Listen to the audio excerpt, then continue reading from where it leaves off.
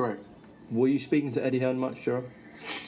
The thing with Eddie is Eddie's a hypocrite, and that's what bothers me about certain. Because my thing was this, right? When I went to see Eddie 1 or 2 times, like I said, I'm in contact with people on Matchroom side, and I know people that's on the DAZN side. So, a lot of people hit me saying, we want to continue working with you, want to figure out the situation. So out of due respect for DAZN, I've never went out on the media, as you can see from before, and never said anything bad about Matchroom or nothing like that. Even though when Eddie was slandering my name in the media, I never went back and said anything crazy because out of respect, I said, you know what? Okay, it's my fault. I made a mistake. Cool, no problem.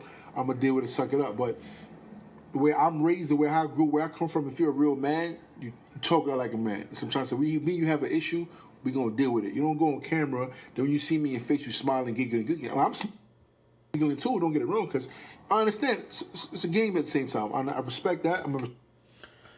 Those, or should I say, these are the words of Jarrell Miller, okay? And he was explaining the situation where he failed the drug test, where he was caught with multiple substances in his system. And he calls Eddie Hearn a hypocrite. And he calls Eddie Hearn a hypocrite because morally, if Eddie Hearn had a problem with him, he should have came to him. And out of respect from DAZN and Matchroom, he knew people on both ends, as he explained. And he said that they were going to still work with him to figure out what was going on, as the end result. Now, he's mad at Eddie Hearn because Eddie Hearn didn't want to talk to him, didn't want to come to him first and say, hey, what the fuck, lad? What's up, mate? None of that. He just slandered his name. He blasted it. Hey, you tested positive. He's tested positive for this, that, and this. And, I'm very ashamed and we're waiting for the other results. That was pretty much it. And Jarrell Miller is upset and he rips Eddie Hearn because Eddie Hearn could have came to him and asked him. Yes, he could have. Eddie Hearn could have came to Oscar Rivas' team about the mishaps with Dillian White. For that reason, I totally understand Jarrell Miller, because it's one thing to, okay, he's dirty, but it's a way you handle it.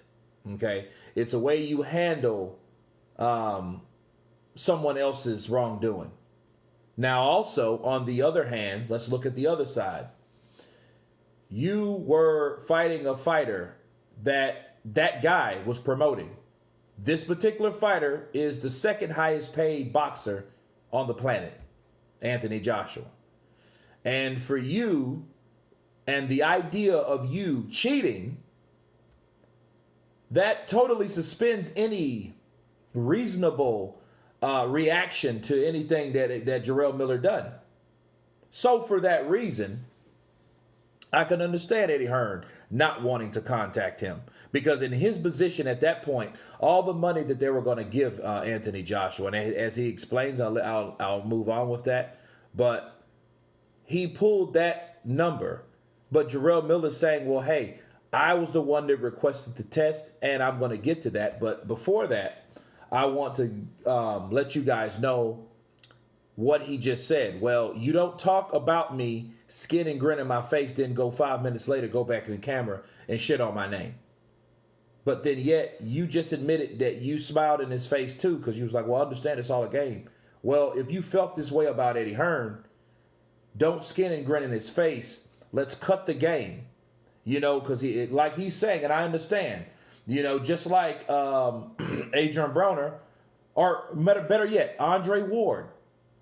Andre Ward was mad at one of the LDBC guys that looked up to him supposedly, but then when Andre Ward said something bad about Deontay Wilder, these guys crucified him. Okay, now he said, "Hey, you could have came to me for man to man," but those were two different relationships.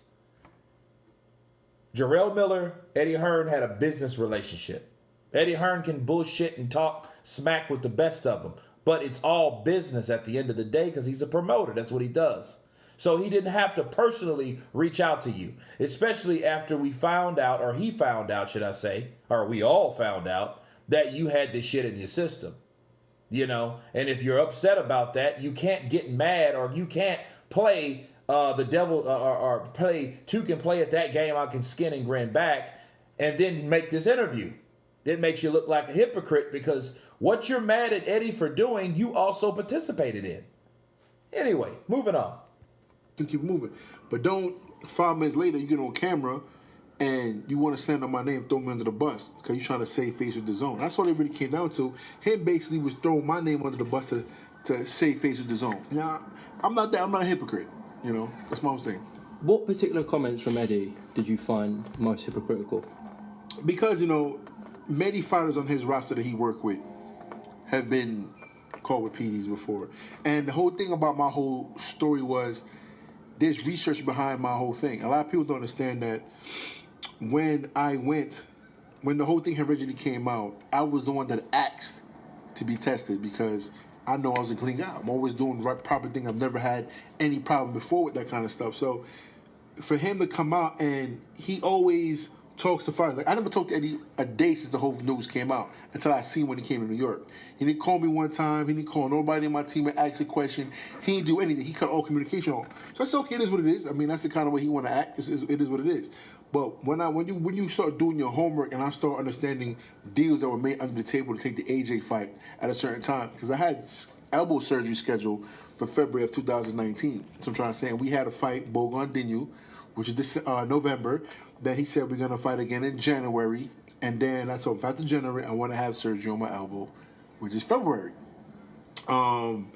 He says, okay, no problem. You know, corner where if I didn't take the fight, I'm losing a big opportunity. You know, I talk mad smack. So for me, I'm getting a fight opportunity. I want to take it, but at the same time, I've been dealing with an injury elbow from when I fought Marius Wack.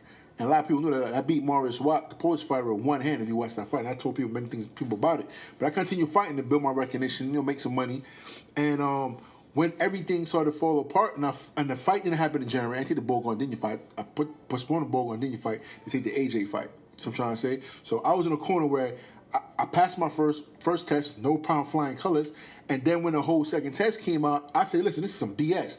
Test me again. And that's when VADA tested me again, and that's when the HGH and HPO and that stuff came out. And when you start doing your research on it, a lot of people don't do the homework on these substances. And that's a problem that I understand. And now I'm talking with VADA and figuring out what's the best way of doing these things the proper way, because what you read on these components or compounds is not exactly what it is. These components are meant to help strengthening of joints, help rebuilding of muscle tissue, and that's what it was in the shot that I took. And even when I went to Victor Conti, who was the president of Snack Fitness, and he ran my blood tests and my blood tests and all my levels, he says your body's nowhere near of anything of a bodybuilder or somebody that's cheating. I said because it was one shot that I took that I had to take to make me feel better for training camp. It was not. Wow. Look. Jarrell Miller said that he needed surgery, as you guys heard, if you heard. And that's the only reason he took it, because he postponed a fight because he was going to have a surgery after that particular fight, but he postponed it not to miss the opportunity for the AJ fight, which I believe that fight was going to happen in, I believe in June. Okay. It was actually the same date. So June 1st. So he passed that up in order to fight. But he says that he checked with other people, Victor Conti, which is over Snack right now, and he's, a supplement king or whatnot. And he said he checked it, and he was like, your body's nowhere near like a user of a bodybuilder or anything like that. But here's my counterpunch. For one, if you took a shot for your elbow, why didn't you tell someone you took a shot for your elbow knowing how stringent these tests are? That's one. That's the major one. You should inform. That's like Luis Ortiz failing his second drug test to fight for the first time Deontay Wilder because he didn't let them know, which is careless. He didn't let them know that he was taking hypertension. He probably didn't want people to know because it was probably embarrassing, because people relate hypertension with old age. And everybody been saying, what about Luis Ortiz? He's freaking old, right? So I think that's what his problem was. But for Jarrell Miller, if you knew you had that, that's the first thing you talk about, you know. And it's look, if it's true, because I'm not here to say if it's true or false. It's just highly unlikely, because if you took a shot like that, you say, oh, well, this is bull and this is that, and you had another guy to check you and to test you, and you said you're nowhere near a bodybuilder, that doesn't mean you didn't take anything else.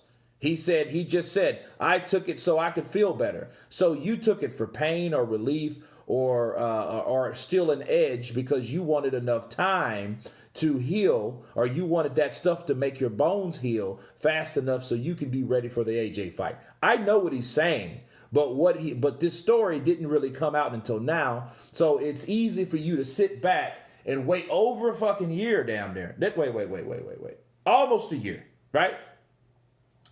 To construct this story. I know he's mentioned the elbow theory before, and he's saying, man, I had to take this shot. But now this is the first time I ever seen him go in depth with him explaining why he took the shot. You know, so according to Jarrell Miller, you know, does this shot have HGH, GW 1516, and I forget the other one. I forgot right now. I said it so many times that I forgot it. But anyway, the question is, does that have that in there? Or he's saying the test is flawed. You know what I mean? Well, it had to come from somewhere. And if that's the case, if it shows one test one way, you should want to test for again. But he did order that test. Maybe he ordered that test calling a bluff, trying to save face. A lot of people do that. Man, test me again. I ain't got shit in my system. I'm clean. So when they did test him the second time, those two other supplements were in his system as well.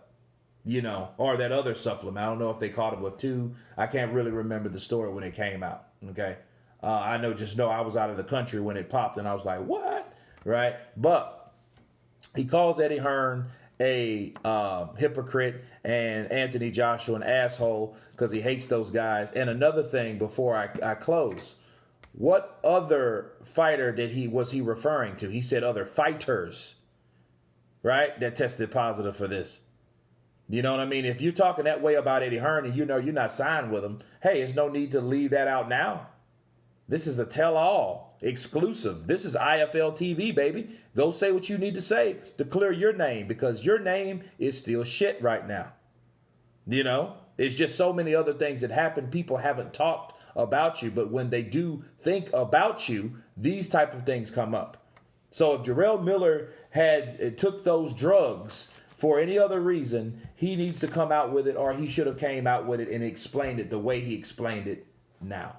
But anyway, I will leave the whole interview down below. It is kind of lengthy. It's about 33 minutes. But you guys tell me what you think about Jarrell Miller calling out Eddie Hearn once again, blasting Anthony Joshua, and stating his innocence for that reason.